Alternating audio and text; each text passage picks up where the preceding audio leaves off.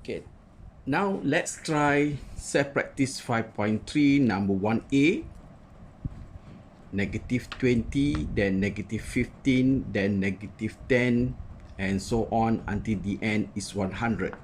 So they want you to find the sum of the first term. So how many of this term? Okay, so we need to use Tn first. Okay, Tn, that is a plus n minus 1d, in order to know how many of this. Okay, so we say -20, -15, dot, dot, dot, 100. This is the last term. Okay, this is the last term. So we say Tn equals to 100. So this is the first term, this is the second term. At the same time, you have to know what is the difference. Difference will be -15 minus -20. So it will be 5. So Tn equals to 100 means A, which is -20 plus, you do not know the n minus 1 times d is 5, equals 100. Then you solve this in order to find n. Okay, the way I'm showing you now is without opening the bracket. So to do that, first you move that -20 to the other side, so it become n minus 1 with 5 is still there, 100 plus 20, so it become 120. Then you divide by 5, so it's left with the 120, divide by 5 because this is multiplication. So what is 120 divided by 5?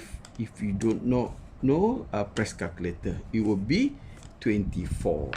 So n minus 1 equals to 24. So n will be 24 plus 1, which is 25. So now we know first, second, third, fourth, fifth, and this, the last one is the 25th term. So in order to know the sum of all these terms, so we have to calculate using S25 because there are 25 terms. So what is the formula? The formula will be number 10, Sn, in this case is S25, 25 over 2, 2a replaced with the first term, and 25 here, and the d will be 5 here. Okay, so every value that we already know. Okay, so n over 2, which is 25 over 2, and then 2a, 2 times -20 plus 25 minus 1. I will write down everything for you. D will be 5. So we calculate inside this bracket first. So at the same time, we can simplify this to 12.5. Only if it is exact value. Okay, so this is -40. This is 24 times 5. 24 times 5 back to 120 plus 120. So we still have to simplify inside the bracket.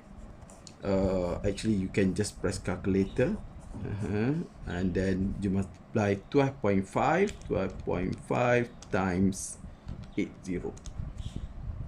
So the value is 1000.